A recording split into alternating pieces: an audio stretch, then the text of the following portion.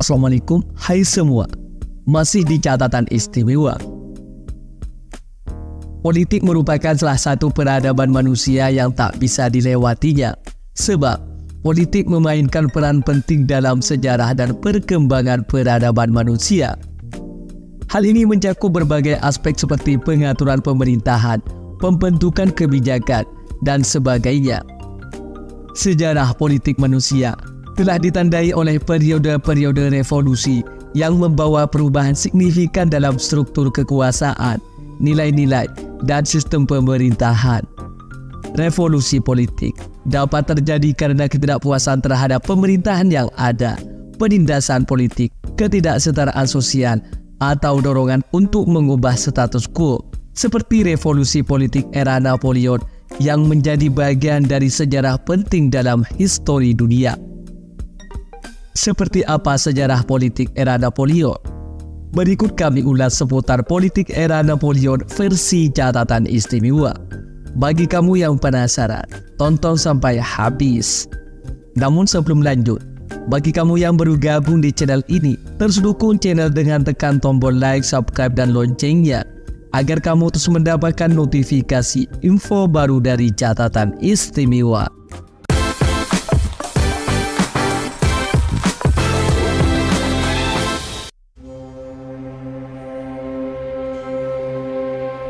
Bagian dari keberhasilan politik era Napoleon adalah kemampuannya untuk mengakhiri masa revolusi Prancis yang kacau dan menciptakan stabilitas politik di Prancis. Setelah mengambil alih kekuasaan, Napoleon memperkenalkan undang-undang baru yang dikenal sebagai Kode Napoleon atau Kode Sivil yang mengatur hukum sipil dan menjadi dasar hukum modern di Prancis dan sebagian besar di Eropa. Kode Napoleon ini disusun oleh sekelompok ahli hukum yang dipromulgasi pada tahun 1804. Tujuan utama dari kode ini adalah menyederhanakan dan menyatukan hukum sipil yang berlaku di Prancis pada saat itu, yang sebelumnya sangat kompleks dan berbeda-beda di berbagai wilayah.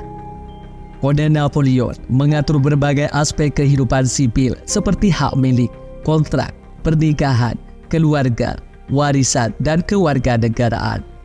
Kode ini memberikan landasan hukum yang jelas dan terstruktur, serta mengedepankan prinsip kesetaraan di hadapan hukum. Pengaruh dari Kode Napoleon sangat signifikan.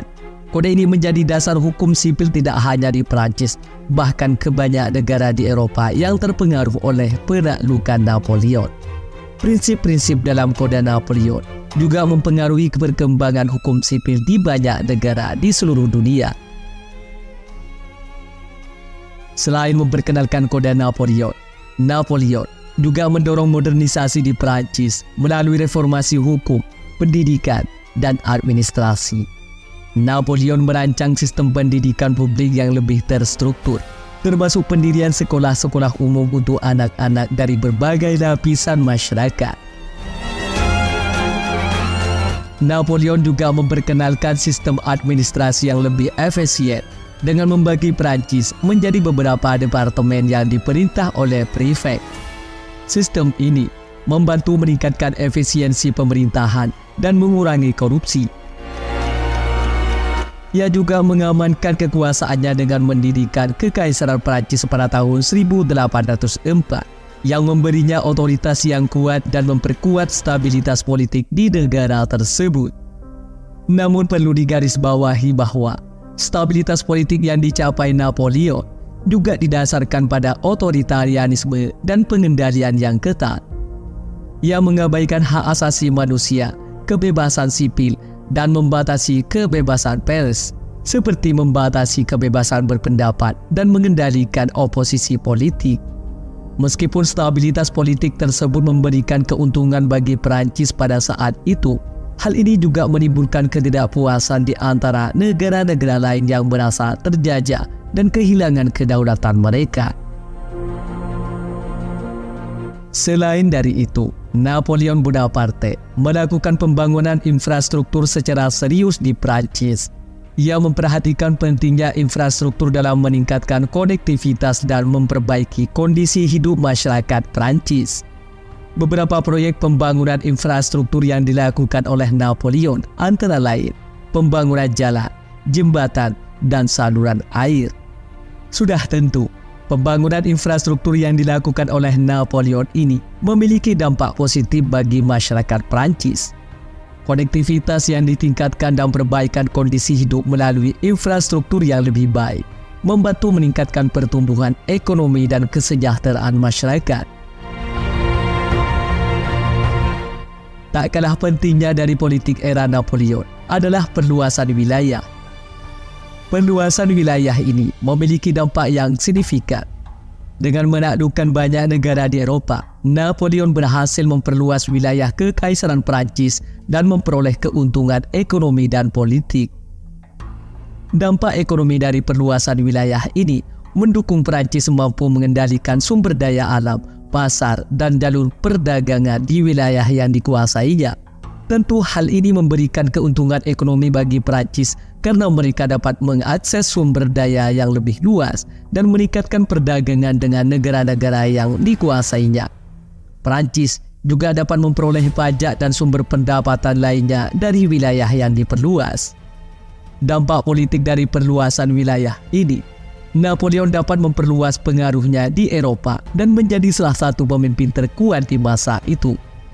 Dengan mengendalikan banyak negara, Napoleon dapat mempengaruhi kebijakan politik dan keputusan di wilayah yang dikuasainya. Kekuasaan dan pengaruhnya yang luas juga membuat negara-negara lain di Eropah menjadi waspada dan membentuk koalisi untuk melawannya. Namun, perluasan wilayah Napoleon juga memiliki dampak negatif. Kebijakan ekspansionisnya menyebabkan perang Napoleon yang berkepanjangan di seluruh Eropah. Perang ini menyebabkan kerugian besar dalam hal korban jiwa, sumber daya, dan ekonomi. Selain itu, negara-negara yang ditaklukkan oleh Napoleon merasa terjajah dan kehilangan kedaulatan mereka, yang pada akhirnya memicu perlawanan dan konflik di banyak wilayah. Namun sangat disayangkan, meskipun awalnya sukses, Kekaisaran Napoleon akhirnya mengalami kehancuran. Ada beberapa faktor yang menyebabkan kejatuhan Napoleon dan runtuhnya kekuasaannya. Salah satu faktor penting adalah kegagalan kampanye militer dan invasi ke Rusia pada tahun 1812. Kampanye ini berakhir dengan kekalahan besar bagi pasukan Perancis dan menyebabkan kerugian yang sangat besar dalam hal korban jiwa dan sumber daya. Kegagalan ini melemahkan kekuatan Napoleon dan membuka peluang bagi negara-negara Eropah lainnya untuk melawan dan menggulingkannya.